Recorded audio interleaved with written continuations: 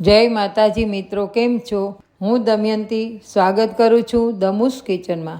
તો આજે આપણે બનાવીશું મસાલેદાર દહીંવાળા મરચાં। તો આ મરચાં ફટાફટ બનીને રેડી થઈ જાય છે। જો તમે તીખું ખાતા હોય તો શાકની પણ જરૂર ના પડે, તમે મોળા મરચાં પણ બનાવી અને લઈ શકો છો। તો ચાલો આપણે શરૂ કરીએ દહીં મરચાંની રેસીપી। તો મેં અહીં 100 ગ્રામ જેટલા મરચાં લીધા છે, જે એકદમ મીડિયમ તીખા છે।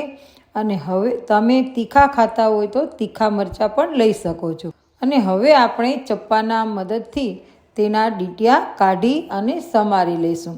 તો મેં અહીં કાતરનો ઉપયોગ કર્યો છે, જેથી કરીને હાથ પણ તીખા ન થાય। તો હવે હું એક બાજુથી મરચાંના ડીટિયા કાઢી લઈશ અને પછી આંગળીના એક વેઢા જેટલા નાના પીસ કરીશ।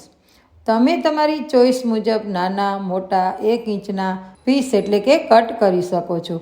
અને આ મરચાંના બિયા નથી કાઢવાના, કેમ કે મરચાંના બિયા કાઢીએ તો સ્વાદ પણ સારો ન આવે અને વઘારમાં એકદમ પોચા થઈ જાય અને મરચાં છે એના કટકા પણ દેખાય નહીં, તો મસાલો પણ દેખાશે નહીં અને મસાલામાં મરચાં દેખાશે નહીં। અને મરચાં તીખા હોય ને તો જ ખાવાની પણ મજા આવે।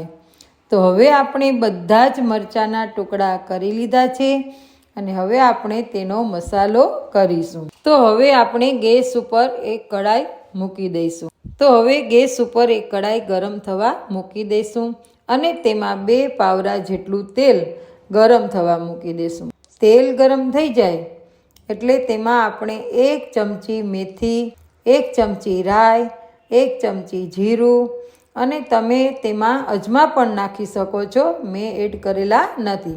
તો આ બધું આપણે તેલમાં એડ કરી દે અને બધો જ વઘાર ફૂટવા લાગે ને એટલે તેમાં 5 ચમચી જેટલી હિંગ નાખી અને મરચાંને એડ કરી દઈશું।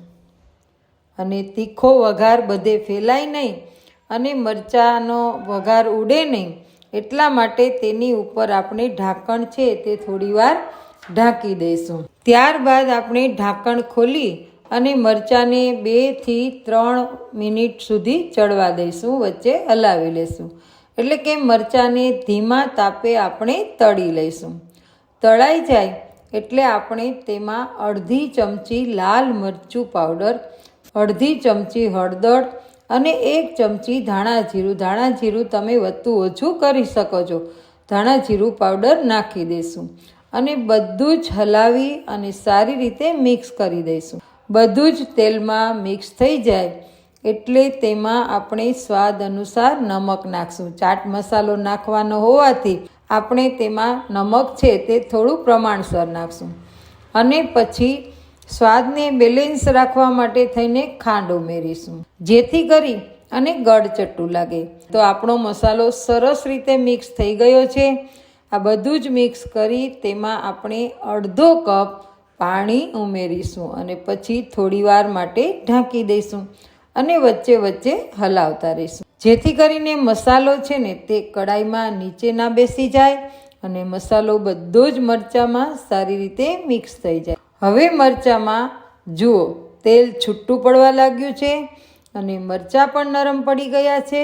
તો તેમાં આપણે 2 ચમચી દહીં ઉમેરી દઈશું અને દહીં ઉમેર્યા બાદ તેને આપણે ફટાફટ હલાવી લઈશું, જેથી કરીને દહીં છે તે ફાટી ન જાય। તો જુઓ મરચાંમાં દહીં પણ એબ્ઝોર્બ થઈ ગયું છે, મસાલેદાર દહીંવાળા મરચાં તૈયાર થઈ ગયા છે। તો હવે આપણે તેની ઉપર આપણે ચાટ મસાલો થોડો ઉમેરીશું અને પછી વરિયાળી પણ ઉમેરીશું, જેથી તેની સુગંધ જળવાઈ રહે। હવે આપણે મસાલો બધો જ મિક્સ થઈ ગયો છે અને ગેસને બંધ કરી દઈશું। તો તમે ઘરે હો ત્યારે તમને અમુક શાક ના ભાવતું હોય તો તમે આવા મરચાં વઘારીને ખાઈ શકશો। તો તમે પણ આ મરચાં બનાવજો અને આની સાથે તમે 1-2 રોટલી વધારે ખાઈ શકશો। તો ચોક્કસથી આ રેસીપી ઘરે બનાવવાની ટ્રાય કરજો અને રેસીપી સારી લાગી હોય તો લાઈક કરજો, ફ્રેન્ડ સર્કલમાં શેર કરજો અને નવા આવેલા સબસ્ક્રાઈબ કરજો।